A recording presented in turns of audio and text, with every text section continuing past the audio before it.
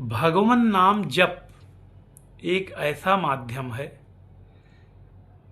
कि आप भगवान का नाम जप कर दुर्लभ से दुर्लभ आकांक्षाओं को पूर्ण कर सकते हैं। भगवन नाम जप एक ऐसा अस्त्र शस्त्र है जिसको चलाकर आप संसार के बड़े बड़े युद्ध जीत सकते हैं।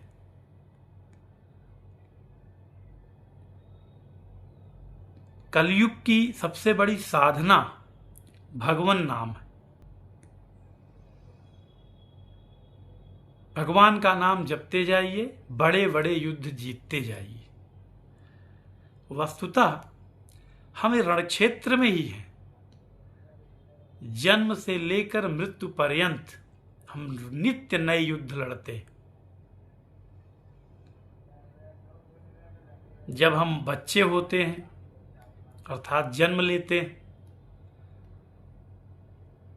तब हम अपने जीवन को चलाने का युद्ध लड़ते रहते हैं। वैसे तो भगवान की कृपा से ही पूरा जीवन चलता है, उसमें मनुष्य का कोई विशेष रोल नहीं होता।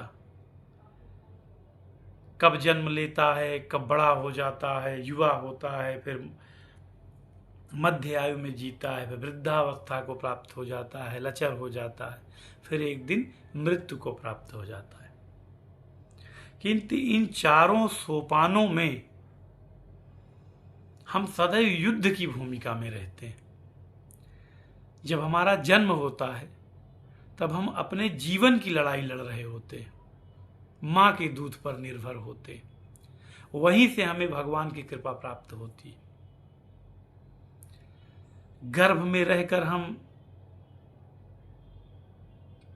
किस तरह से कष्ट भोग कर तब गर्भ से बाहर आते हैं, गर्भ में कितना जीव को कष्ट होता है, इसकी व्याख्या श्रीमद् भागवत में बड़े विस्तार से लिखी है। गर्भ में जीव ईश्वर से प्रार्थना करता है कि प्रभु हमें बाहर निकालिए, हम पूरे जीवन केवल आपका नाम जपेंगे। किंतु बाहर आने पर भगवान की योग माया आपको मोहग्रस्त कर देती है, सब कुछ भुला देती है। इसलिए आप आने के बाद फिर भगवान नाम भूलकर अपने सांसारिक कार्यों में लग जाते हैं। पूर्व जन्म में यदि भगवान नाम बहुत अधिक जपे हैं तो उसके पुण्य फलस्वरूप आप इस जन्म में भी भगवान नाम जपने लगते हैं। किंतु यदि पूर्व जन्म का प्रारब्ध भगवान नाम जपने का नहीं है तो फिर अभ्यास करने के बाद, गुरुजनों की प्रेरणा के बाद, शास्त्रों के अध्ययन के बाद ही नाम जप सकते हैं। बचपन में हम जीवन की लड़ाई लड़ते हैं। भगवान की कृपा से जब हम कुछ खाने पीने लायक नहीं रह जाते हैं तब दयालु अकारण करुणा वरुणालय प्रभु हमें हमारी माँ के ही शरीर में दूध उत्पन्न कर देते हैं। और जैसे ही हम थोड़ा थोड़ा कुछ खाने लग जाते हैं, माँ के शरीर से सनई सनई दूध वापस ले लिया जाता है। महान आश्चर्य की बात है। फिर हम बड़े होते हैं, विद्यार्थी बनते हैं तो पढ़ाई की लड़ाई लड़ते रहते हैं। हमारे मन मस्तिष्क में स्कूल और विद्यालय की ही चिंता लगी रहती है। और बड़े होते हैं तो कैरियर की चिंता का युद्ध लड़ते हैं। फिर जब कैरियर बन जाता है,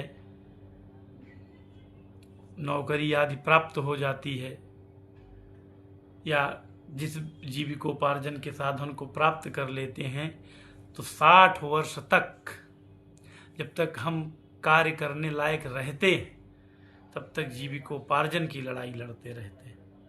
और फिर रोगों से लड़ाई लड़ते रहते हैं वृद्धावस्था में। अर्थात पूरा जीवन युद्ध मोड में रहता है। तो इस युद्ध मोड में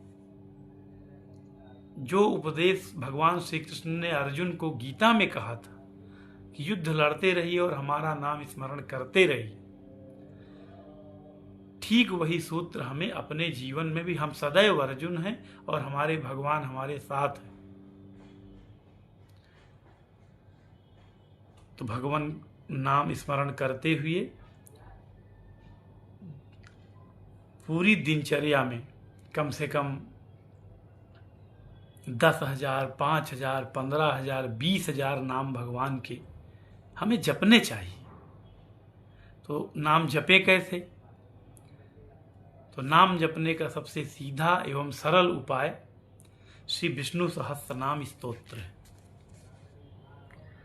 आप श्री विष्णु सहस्त्रनाम स्तोत्र जपिए, खूब पढ़िए। कोई विधि नहीं, कोई शाप विमोचन की आवश्यकता नहीं है। इस पुस्तक को बस जहाँ से ये प्रारंभ है और जहाँ तक लिखा है, इसको बस पढ़िए। इसी में आपको 1000 दिव्य नाम भगवान के प्राप्त हो जाएंगे। और ये सभी नाम अमोघ हैं। आप चाहे न चाहें, इनका नाम लेने के बाद आपको आपके आकांक्षा रूपी फल की प्राप्ति होगी ही होगी, कोई रोक नहीं सकता। जब कभी कोई बड़ी समस्या दिखे और उसका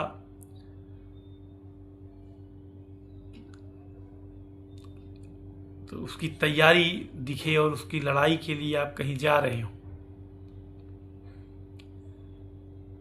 तो जाने से पहले 2 बार, 3 बार, 4 बार श्री विष्णु सहस्त्रनाम स्तोत्र का पाठ करके निकलिए।